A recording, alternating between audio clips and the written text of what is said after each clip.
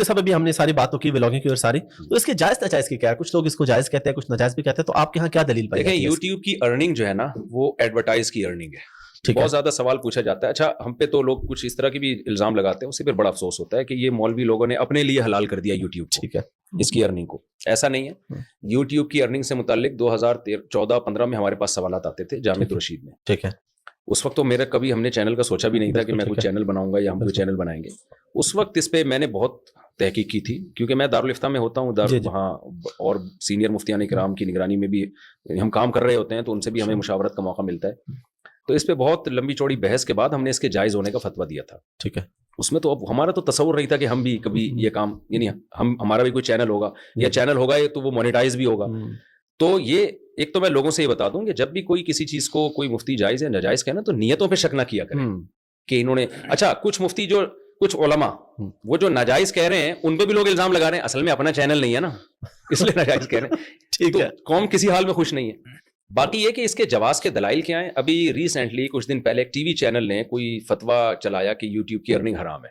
مجھے لوگوں نے بہت ساری ان کی ویڈیوز بھیجی کہ دیکھو یہ کسی مفتی صاحب کا فتویٰ انہوں نے چلایا. میں نے کہا ٹی وی چینل تو فتویٰ اس لیے چلا رہا ہے, یعنی اس کی کوئی لاجک سمجھ میں نہیں آتی, کیونکہ جو سورس آف جو جس طرح سے یوٹیوب کے ذریعے ارننگ ہوتی ہے, تو ٹی وی چینلوں کی ارننگ کا بھی وہی ذریعہ ہے. ان کو ڈائریکٹلی تو یہ چینل والوں کو بتائیں کہ آپ جو یہ فتویٰ اتنا پھیلا رہے ہیں نا, شاید آپ یہ چاہتے ہیں کہ یوٹیوب سے لوگ ٹی وی کی طرف آ جائیں, تو وہ پھر بھی فائدہ نہیں ہوگا, اس لیے کہ وہ بھی ایڈورٹائزمنٹ کی ارننگ ہے, یہ بھی ایڈورٹائزمنٹ کی ارننگ ہے.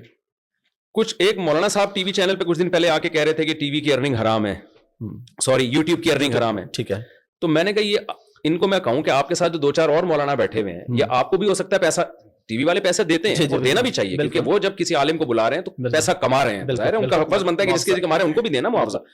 بہت سے علماء نہیں بھی لیتے اور بہت سے لیتے بھی ہیں, تو جو لیتے ہیں وہ بھی ٹھیک کرتے ہیں.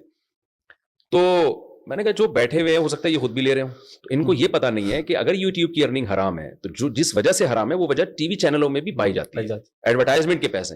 پھر ٹی وی کے نیوز اینکر کی تنخواہ بھی حرام, پھر مبشر لقمان جاوید چودھری کی تنخواہ بھی حرام, جو صحافی ہیں جتنے, پھر جناب آپ کا جو علماء وہاں آ رہے ہیں جو ٹائم دے رہے ہیں ان کو بھی حرام, تو وہ بھی حرام. تو دیکھیں ہم پراپر وے میں ہم نے ایک فتوے کا کورس کیا ہے جامعۃ الرشید میں, پھر سینئر مفتیان کرام کی نگرانی میں 20 سال پریکٹس کی ہے, تحقیق, ریسرچ. کسی بھی فتوے میں یہ اتنا آسان کام نہیں ہے جتنا لوگوں نے سمجھ لیا. بالکل. تو مفتی کی یہ ذمہ داری ہے تمام پہلوؤں سے کسی چیز پہ غور کریں, ایسا نہ ہو کہ کل اس کو رجوع کرنا پڑے گا یار میں کہہ دیا. بالکل.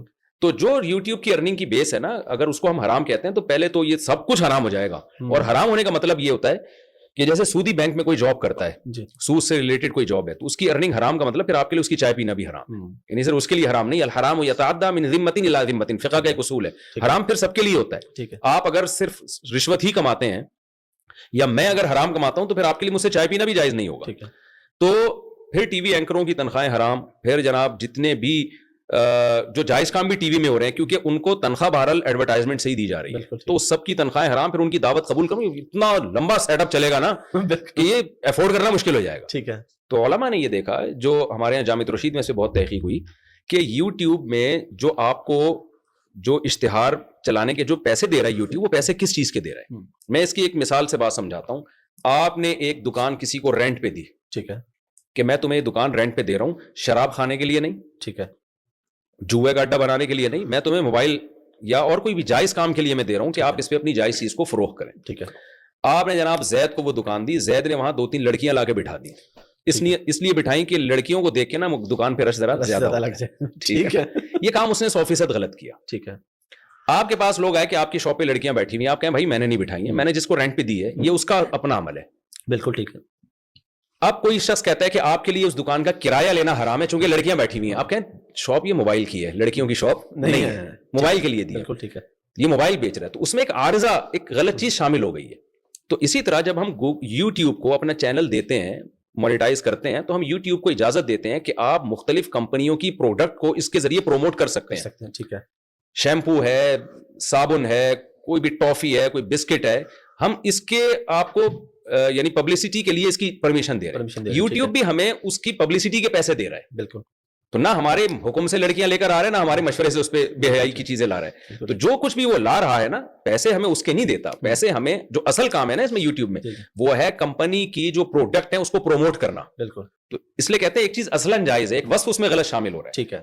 تو اس لیے اس کی ارننگ حرام ہے. لیکن یہ ہے کہ بہرحال جو کمپنیاں اس طرح کے فحش اشتہار بناتی ہیں ان کے عمل کو بھی ناجائز کہا جائے گا، اور ان کمپنیوں کو منع کیا جائے گا کہ آپ ایسے اشتہار نہ بنائیں.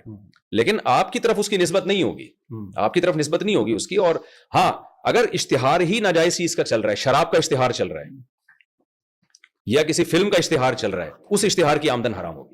اسی وجہ سے ہم کہتے ہیں یوٹیوب سے جو لوگ بھی کما رہے ہیں نا، وہ اپنی آمدن میں سے 5-10% ایک اندازے سے صدقہ کریں، کیونکہ اس میں حرام کا عنصر شامل ہو جاتا ہے. ٹھیک ہے. تو وہ جو بھی علماء سے مسئلہ پوچھ کے یوٹیوب کے چینل کھولتے ہیں، ان کو ہم سب یہی کہتے ہیں کہ آپ کو کچھ فیصد صدقہ کرنا پڑے گا. ٹھیک ہے. تاکہ اس میں جو حرام کا عنصر شامل ہو رہا ہے آپ کا، اور ظاہر ہے بے حیائی بھی ہے اس میں، تو احتیاط کا تقاضا یہ ہے کہ اس کے عنصر کو بھی شامل کر کے آپ کچھ رقم منتھلی. اب وہ ماہرین کی رائے کا اختلاف ہے، کچھ کہتے ہیں 5% کرنی چاہیے، کوئی 10%. وہ تو جس کی جو رائے ہے اس کے مطابق اللہ سے جتنا جس کا تعلق ہے وہ صدقہ کرے اس میں سے. اب لوگ کہتے ہیں کہ احتیاط پر عمل کیا جائے نا، احتیاطاً حرام کہہ دیا جائے. تو پھر بات یہی ہوتی ہے کہ احتیاطاً آپ جب حرام قرار دیں گے نا ایک چیز کو، پہلی بات تو یہ حلال حرام کے لیے شرعی دلیل چاہیے نا.